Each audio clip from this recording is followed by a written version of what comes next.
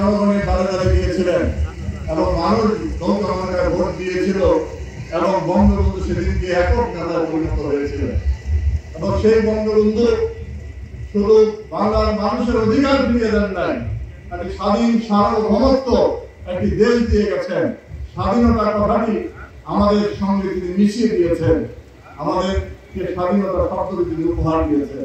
Kampala হচ্ছে এই নির্বাচনের ভোটার অফ দ্য ইলেকশন হতে পারে, কারণ তিনি যে দৃষ্টান্ত রেখেছেন এটা শুধু ভোটের বিষয় না, এটা একটা অত্যন্ত শিক্ষণীয় বিষয়।